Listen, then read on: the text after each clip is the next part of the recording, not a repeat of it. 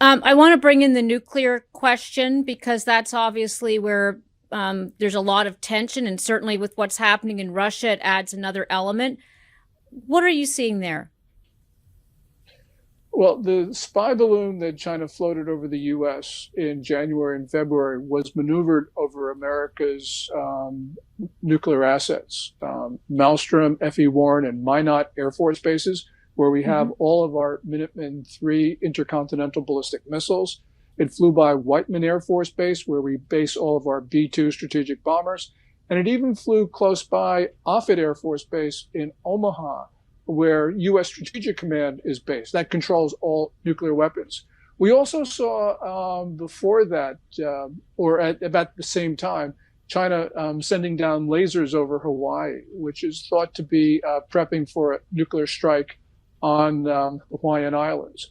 When you think about Russia's invasion of Ukraine, how much has that really changed the dynamics and politics of the region for Xi Jinping?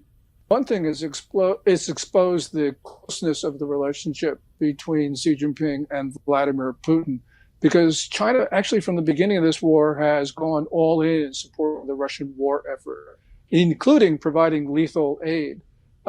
What was, I thought, fascinating was the comment that Xi made on March 22nd when he was bidding farewell to Putin in Moscow after the end of their 40th in-person chat, where Xi Jinping said, quote, "Change is coming that hasn't happened in 100 years, and we are driving this change together." Those were words that he exchanged with Vladimir Putin, which basically said, look, China and Russia are essentially an allies. They are working together. They are driving events, and the United States is not a factor. So this has made it very clear that the world has divided into camps. But unfortunately, America's national security establishment doesn't want to recognize what has occurred. China and Russia, along with their proxies, are working very closely together. What is the right reaction? Let's end with that, because obviously one of the, in terms of rhetoric, I know that we called this latest incursion a bullying effort. What should or could the U.S. be doing in a way that doesn't escalate tensions to the point of war? I don't know if that is possible. We have seen the Biden administration try to cooperate with China, and in doing so, it has opened the door for more belligerent Chinese action. So, for instance, after that spy balloon, the State Department delayed imposing measures that it had planned to do so.